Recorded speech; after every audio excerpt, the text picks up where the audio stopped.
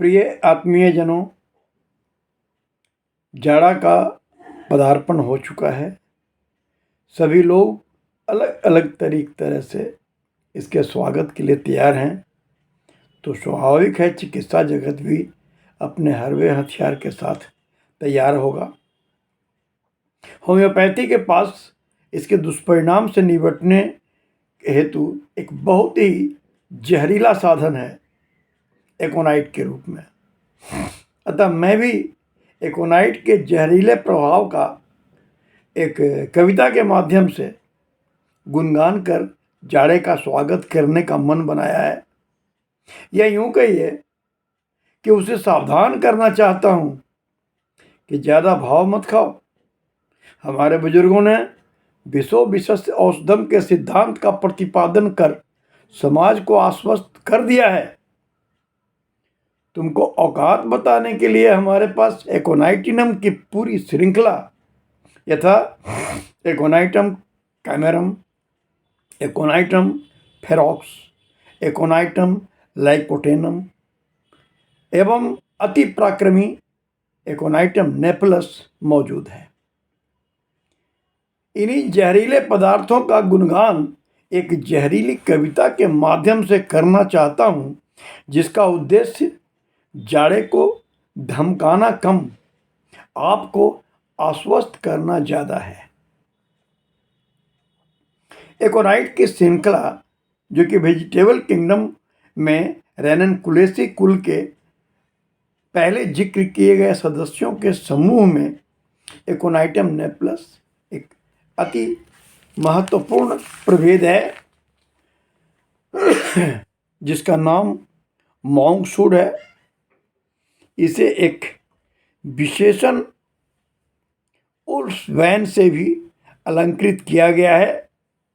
वस्तुतः American comic book में एक फिक्शनल सुपर हीरो की संकल्पना है, जिसे वुल्फ्सबेन या रेने सिंक्लेयर के नाम से उपस्थापित किया गया है। जैसे कि अन्य कॉमिकों में स्पाइडरमैन, बैट्समैन आदि की संकल्पना है।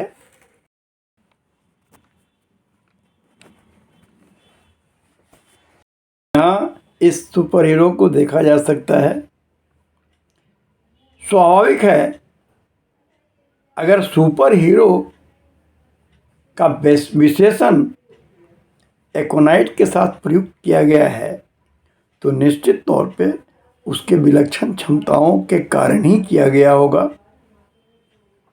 यह वेजिटेबल किंगडम में प्राप्त जहरीले पौधों में इस स्तर का है कि इसे कास्ट विष भी कहा जाता है। यह सामान्यतः उत्तरी एवं मध्य यूरोप, खासकर यूरे, स्विट्जरलैंड, जर्मनी एवं स्वीडन के नमी युक्त छायादार जंगली पहाड़ी प्रक्षेत्रों में अक्सर उपजता है। इसके अलावा रूस या सेंट्रल एशिया में भी पाया जाता है। इसका होम्योपैथी में जड़ समेत पूरे पौधे से औषधि बनाई जाती है। इसके जहरीले प्रभाव में भी एक विचित्रता है। इसका अध्ययन टेस्टी ने किया था।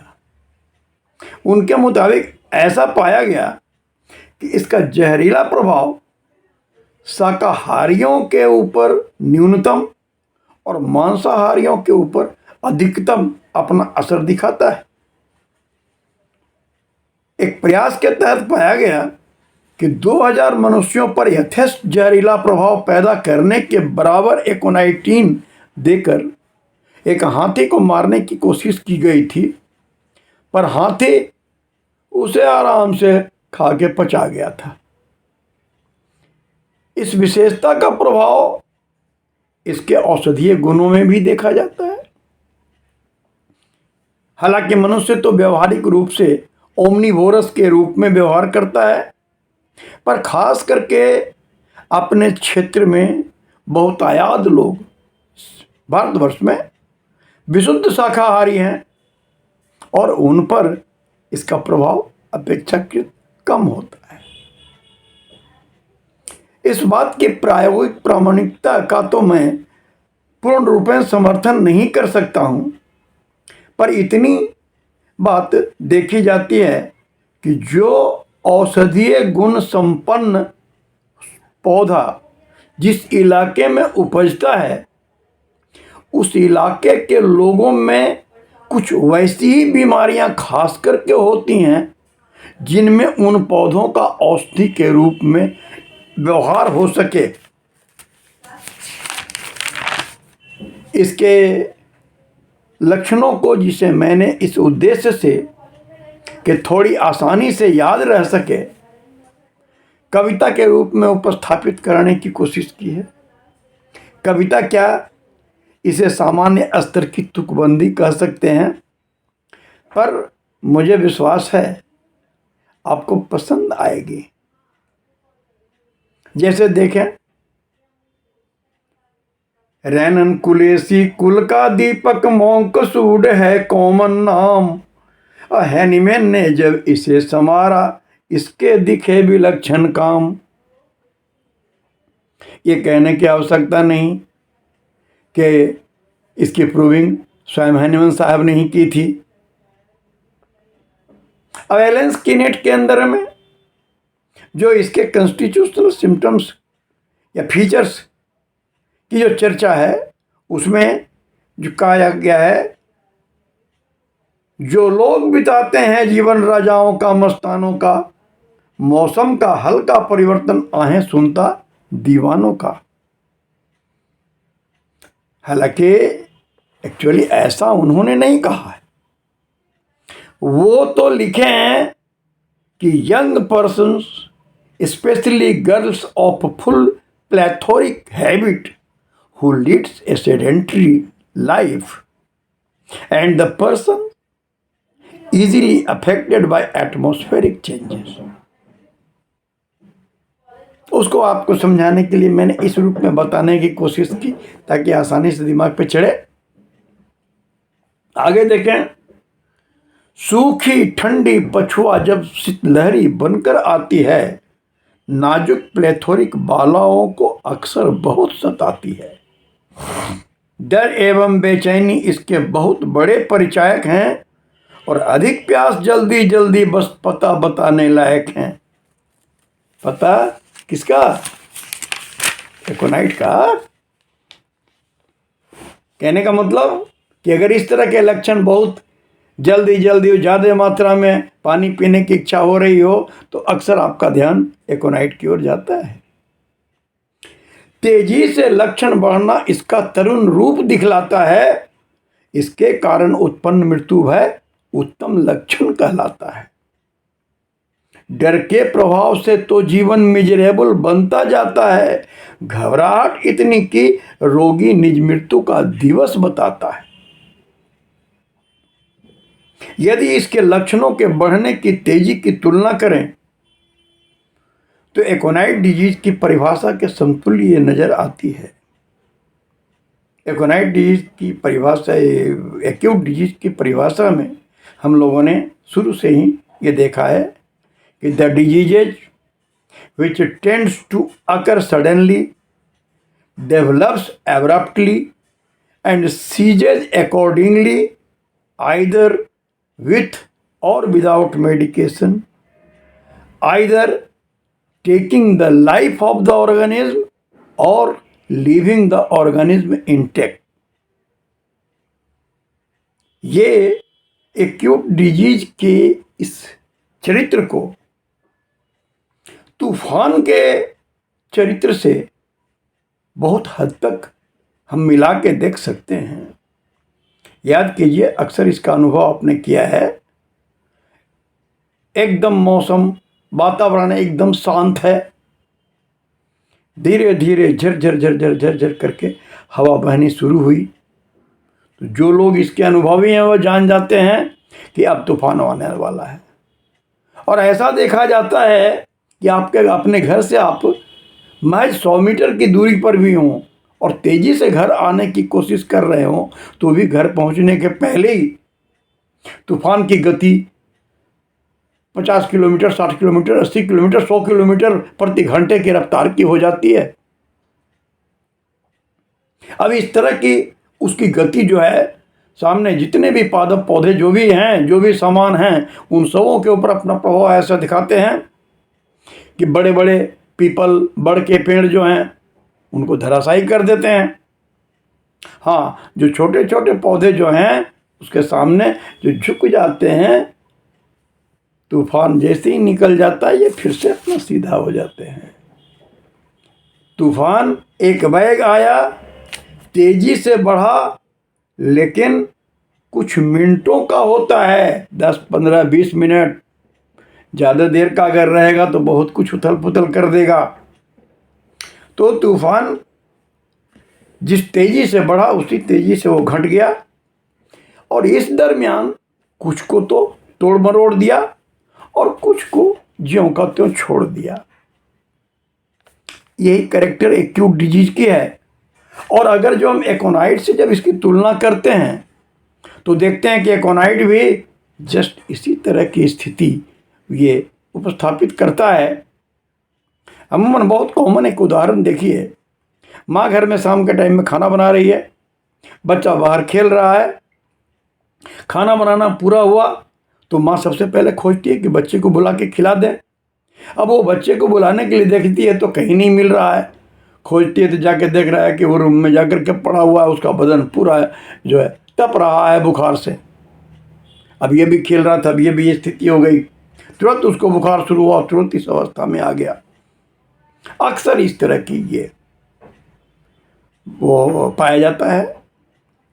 तो कहने का मतलब ये हुआ कि ये जो कैरेक्टर है एक्यूट डिजीज के समतुल्य है, और यही वजह है कि एक्यूट डिजीज में प्रयोग होने वाले जो महत्वपूर्ण दवाएं हैं उन सबों में एकोनाइट का एक बहुत बड़ा स्थान है। इसकी गिनती जो है वो अति महत्वपूर्ण के अंदर में आती है। इसके अलावा देखें, ये जो फियर ऑफ डेथ, इस मामले में अक्सर ये देखा जाता है कि रोग की तेजी के कारण घबराहट में उसे लगता है कि हम मर जाएंगे। लोगों को घबराहट करके निहोरा विनती करने लगता है कि जल्दी डॉक्टर को बुलाओ। अगर कोई इस बीच में कह दे कि ठीक है इनको ले चलिए पटना, वो कल वहाँ इनको भर्ती करा देंगे, नाराज हो जाता है, झुंझला जाता है। क्या इसका झुंझलाहट भी तो एक बहुत बड़ा एक गुण है। कहता है कि कल तक तुम क्या दिखाओगे हमको, कल तक हम बचेंगे तब ना, जल्दी किसी को बुलाओ और बुला करके दिखाओ। यानी उसको घबराहट में ये लगता है कि अब हम नहीं बचेंगे। इस मामला में अक्सर हम अपने जो न्यू कमर्स जो हमारे विद्यार्थी हैं उनको एक चीज इंगित करना चाहेंगे। प्रैक्टिकल एग्जाम में अक्सर इस स्तर के सवाल आपके टीचर पूछ सकते हैं कि फियर ऑफ डेथ एकोनाइट में भी और फियर ऑफ डेथ प्रोमिनेंट रूप में आर्सेनिक अल्वा में भी है, आप दोनों में अंतर कैसे कर पाएंगे? ये बहुत महत्वपूर्ण सवाल है। इसको बक्सर ध्यान दे करके दिमाग में इसको स्पष्ट करके रख लीजिएगा। जवाब इस रूप में होना है कि एकोनाइट के अंदर में जो मृत्यु भय है उसके उत्पन्न होने की जो वजह है रोग की तेजी के कारण घबराहट, यानी एकोनाइट में मृत्यु भय घबराहट के कारण है कि इतना तेजी से हमारा रोग बढ़ रहा है, अब लगता है कि हम नहीं बचेंगे। लेकिन आर्सेनिक अमूमन, हालांकि आर्सेनिक तो एक्यूट केस में भी उसका इस्तेमाल है ही, लेकिन अधिकांशतः क्रोनिक केस में भी उसका, और बहुत ही क्रोनिक केस में उसका इस्तेमाल है। और ऐसी स्थिति भी अक्सर देखी जाती है कि विभिन्न डॉक्टरों के सलाह के मुताबिक दवा खाने के बाद भी अगर जो संतोषजनक सुधार नहीं हुआ तो रोगी धीरे धीरे निराश होने लगता है। अब उसके बाद जब कोई कहता है कि इनको अमुक डॉक्टर को बुला के इनको दिखा दीजिए, चाहे ले चल के दिखा दीजिए, तो रोगी कहता है कि अरे छोड़ो ना, क्या डॉक्टर को बुलाओगे और कहाँ दिखाओगे, अब हम बचने वाले हैं। इतना दिन से तो इलाज करवा रहे तो कुछ तो हुआ नहीं। यानी आर्सेनिक में जो मृत्यु है, लेकिन वो रोगी मरने की बात जो है निराशा में कहता है। तो बेसिक अंतर यही है कि एकोनाइट में रोगी मरने की बात घबराहट में कहता है, जबकि आर्सेनिक में रोगी मरने की बात निराशा में कहता है। अब बुखार की अवस्था में एकोनाइट की अगर कुछ पहचान देखें, हालांकि बुखार के लिए ही बहुत ही इसका महत्वपूर्ण स्थान है, तो उसमें एक चीज देखते हैं कि रोगी जब लेटा रहता है तो चेहरा लाल दिखता है। बुखार की अवस्था में रोगी अगर एकोनाइट के क्षेत्र के अंदर में अभी है, जब लेटा रहेगा तो उसका चेहरा दिखने में लाल लगेगा। हालांकि लाल बेलाडोना का ही लगेगा, लेकिन बेलाडोना जैसा लाल नहीं रहता है। इसमें फर्क है। क्या फर्क है? रोगी जब लेटा रहता है तो चेहरा लाल दिखता है, पर जैसे जैसे उठता है वह फीका पड़ता जाता है। ये लेटा हुआ है, चेहरा लाल है, जैसे जैसे बदन ऐसे सीधा करेगा लगेगा कि ऊपर से वो लाल रंग जो है वो ढरक के नीचे चला आ रहा है और ऊपर का पोर्शन ग्रेजुअली धीरे धीरे फीका पड़ता चला जा रहा है। ये एक खास लक्षण है एकोनाइट के। हालांकि सभी केस में नहीं आवे, लेकिन जिन केस में ये लक्षण दिखते हैं वो एकोनाइट को बड़ी प्रॉम्प्टली उस ओर आपको इंगित करते हैं। कुछ अवस्थाओं के संदर्भ में कुछ लोग होम्योपैथी में भी एलोपैथिक पैटर्न पर कुछ दवाओं को स्पेसिफिक के रूप में वो लेते हैं। जैसे लीवर का डिसऑर्डर, चिलिडोनियम लाइकोपोडियम, खास करके नाम सुनते ही लीवर का लोगों की जुबान में ये बात आ जाती है। टाइफाइड का नाम सुनना और बैप्टीसिया जुबान पे आ जाती है। हालांकि ये सोच गलत है। वैसे ही बुखार का नाम सुनते ही एकोनाइट का भी नाम जुबान पे लोगों को आ जाता है। ये सोचना सर्वथा गलत है। इस संदर्भ में कहा गया है कि मत करो प्रयोग कभी यूं ही ज्वर का आवेग दबाने को। मत करो प्रयोग कभी यूं ही ज्वर का आवेग दबाने को, साथ ही मना है अन्य किसी के साथ इसे बतलाने को। बुखार है तो बुखार को शांत कर देंगे, जैसे वो एलोपैथ में लोग पैरासीटामोल के बारे में सोचते हैं कि चाहे किसी भी वजह से बुखार हो, अगर 102 हो गया, 3 हो गया, तो डॉक्टर भी, हालांकि उनके यहाँ ये जस्टिफाइड है, कहते हैं कि हाँ ये पैरासीटामोल दे दीजिए, 1-2 डिग्री बुखार घट जाएगा, फिर उसके बाद जो वाजिब कारण बुखार का है उसके लिए दवाई देंगे। टाइफाइड की अवस्था में अक्सर लोग करते हैं कि टाइफाइड है, बुखार जो है सामान्य रूप से तो क्लोरमफेनिकोल उसको 500 mg थ्राइस डेली 21 दिन या जो भी इस तरह का मेडिसिन अकॉर्डिंगली जो भी हुआ वो लोग देते हैं, और ये सलाह दे देते हैं कि बीच में अगर जो बुखार ज़्यादा बढ़ जाए तो उसको क्रॉसिन मैंने पैरासीटामोल 1-आध खुराक दे दीजिएगा। ये उनके क्या वास्तव में सही है, जस्टिफाइड है, आपके यहाँ नहीं है। आप किसी भी बुखार को इस आधार पे कोई दवा आप सिलेक्ट नहीं कर सकते कि बुखार है उसको कम कर दें। इसीलिए ये कहा गया है कि मत करो प्रयोग कभी यूं ही ज्वर का आवेग दबाने को। और दूसरी बात कि साथ ही मना है अन्य किसी के साथ इसे बतलाने को। हालांकि ये बात तो बेसिक है होम्योपैथी में कि होम्योपैथी में सिंगल मेडिसिन, मिनिमम डोज, ये सारे करीब करीब आम आदमी भी इस चीज़ को जानता है, डॉक्टर की तो खैर बात ही क्या है।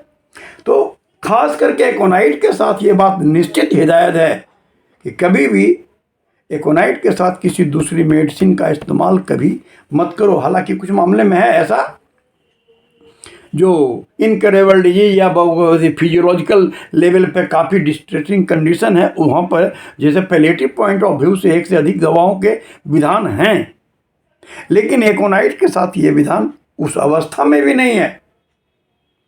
यहाँ पर यह है कि यदि एकोनाइट निर्देशित हो तो काम नहीं की इतर आए, यदि आ जाए तो याद रखो बनता हुआ काम बिगड़ जाए। Aconite should never be given simply to control the fever, never alternated with other drug. इस चीज को स्पष्ट रूप से लिखा गया है उसमें। फीवर में इसका चुनाव कुछ इन लक्षणों पर आधारित है: चमड़ी सूखी गर्म और चेहरा लाल और फीका क्रम से आवे, और बहुत बार ज्यादा मात्रा में पानी जोड़ के वक्त पिलावे। इसकी चर्चा मैंने पहले भी की। वो चेहरा लाल और फीका या फीका और लाल जो है क्रमशः होगा, और बहुत ज़्यादा मात्रा में, अधिक मात्रा में पानी, बहुत जल्दी जल्दी रोगी अगर मांगता हो तो एकोनाइट को शो करता है।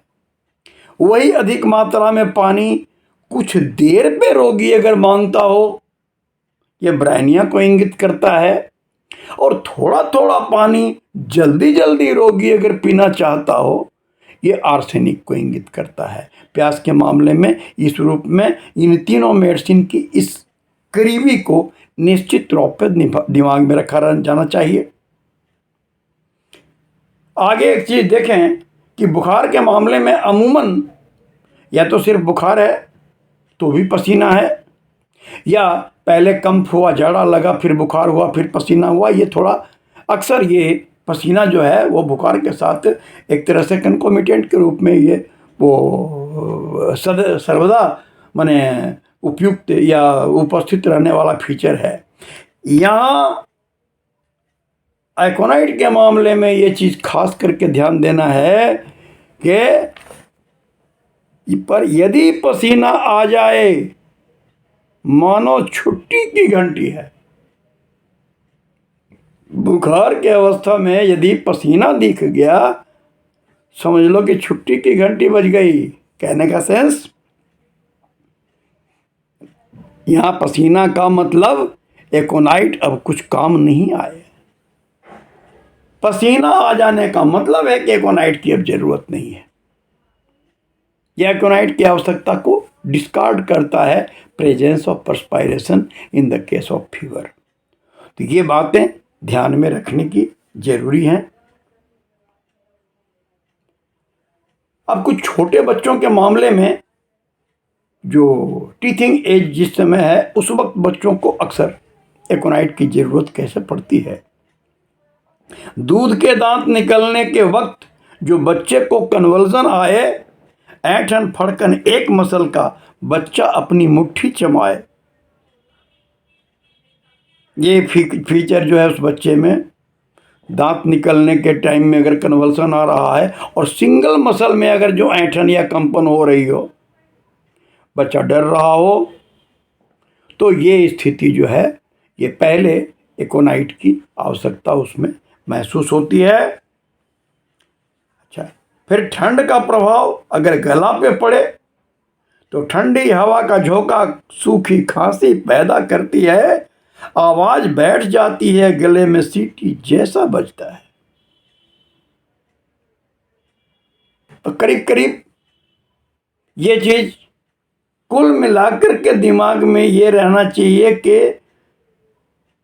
एक्यूट कंडीशन के सबसे पहली अवस्था में, शुरुआती दौर में, यदि वो कंडीशन एक बैग आ रहा हो, जैसा कि पहले भी मैंने कहा कि dry cold west wind, north west wind, ये विंड जो है जनवरी के महीने में अमूमन सेकेंड वीक में इस अक्सर होता है। दिसंबर के 22, 23, 25 तारीख से कुहासा पड़ना शुरू होता है। 10-15 दिन कुहासा खूब रहता है, उसके बाद ग्रेजुअली वो ख़त्म होता है। कुहासा ख़त्म होकर के जैसे ही आसमान साफ होता है और वो पछुआ ठंडी हवा जब चलती है, शीतलहरी कहलाती है। और शीतलहरी का हल्का सा एक्सपोजर भी जो है बहुत तरह के डिजीज कंडीशन पैदा करता है।